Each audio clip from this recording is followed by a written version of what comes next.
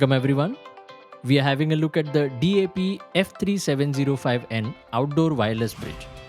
It supports 2x2 MIMO technology with a range of up to 10 kilometers.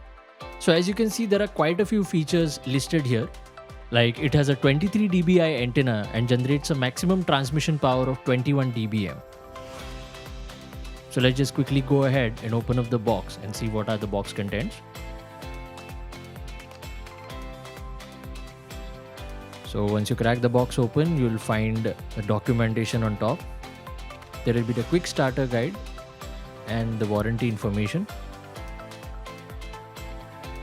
Below that, you'll find the various parts of the device.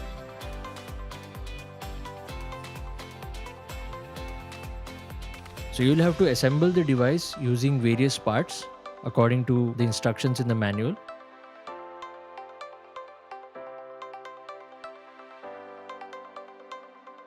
So this is one of the parts.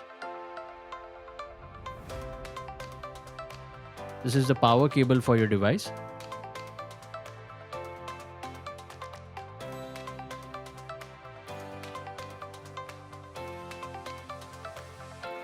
And this is the PoE unit with the Ethernet ports on it.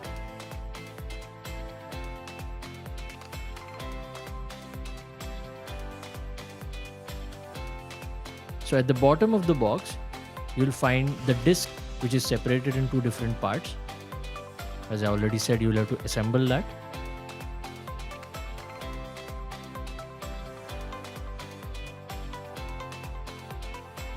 So you can just get the disc assembled.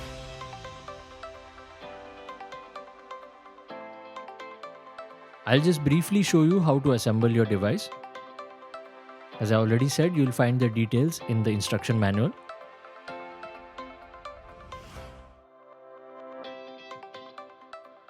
So as you know, this device has to be set up in a pair, one of them being an access point and the other one being a station. So to begin with the configuration, I will connect both these devices into a PoE switch. My laptop is also connected to the same switch so that they are all in the same network. Ensure that your computer has a static IP configured and it should be in the range of 192.168.1. The last number can be of your own choice. So to begin with your configurations, open up your web browser and type out the IP address 192.168.1.36. So you'll be taken to the login page where you have to enter the username as admin and password also as admin, and then click on login. Once you're in, you'll be shown the status page. But we'll have to head to the network section as we are configuring two different devices and we'll need to change the IP address so that there is no conflict.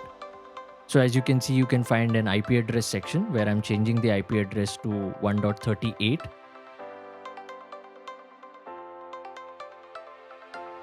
So I'll click on apply. And I have already gone ahead and changed the IP address of the other device to .37. So it will take some time. By that time, let's just open up the other device. As I said, I have changed the IP address already to 1.37. So you have to enter the same default username and password, which is admin. And then click on login. So let's start by heading into the wireless section. So let's just start by setting up the wireless mode of this device to access point and changing the SSID to any SSID of your choice. I am keeping it as D-Link test. So the wireless security type is WPA and you can keep a password of your choice. For now, I'm keeping it as test1234. Please remember this password and click on change.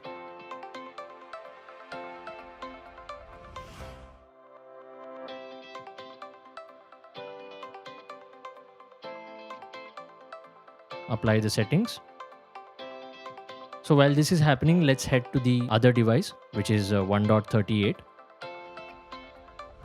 So once the change in the IP address takes place, you will be taken to the login page again, where you have to enter the username and password as admin and click on login. So let us set up the wireless mode for this device by going into the wireless tab. So for this device, you have to change the mode to station. And once you've selected that, you can scroll down and click on change and click on apply. So as you can see, it might take a while for the changes to get applied. So as you can see, the mode has been successfully changed to station. Scan for your access point. So how you do that is by clicking the select button, which is located right in front of the SSID field. So it will start looking for networks that are available. As you can see, my access point that is named D-Link test is available. So you have to select your access point and click on the lock AP button. So as you can see, the SSID has been changed to D-Link test, which means that we are mimicking the signal of our access point. So you just have to go into the password section, enter the password which we had previously set, which was test1234, and then click on the change button, click on apply. So you'll have to wait for a while till the settings are getting applied.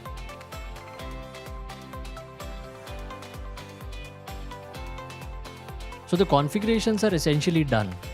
So just to make sure that everything has taken shape as we wanted it to, let's just go to the status section of the device which we have configured as the access point.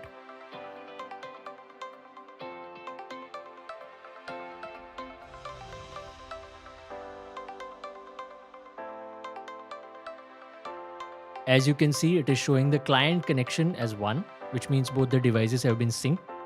So let's also quickly check the device that we have configured as the station. So let's go to the status tab. So there you go. As you can see, both your signal level and link quality is showing as 100%. So the configuration has been successful. But just to be extremely certain, what I'm going to do is disconnect one of the devices from the network, and I'm going to try pinging both the devices. So I'll start with pinging the device which I have set as an access point.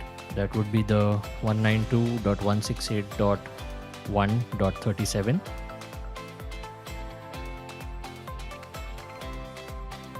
So as you can see, the ping for this device is working. So I'll quickly go ahead and do that for the other device as well, which is set up as station. That device is working as well. So despite of one of the devices being disconnected from the network, both the pings are working, which goes to say that both the devices are in sync. So that is how you configure the D-Link DAP3705N.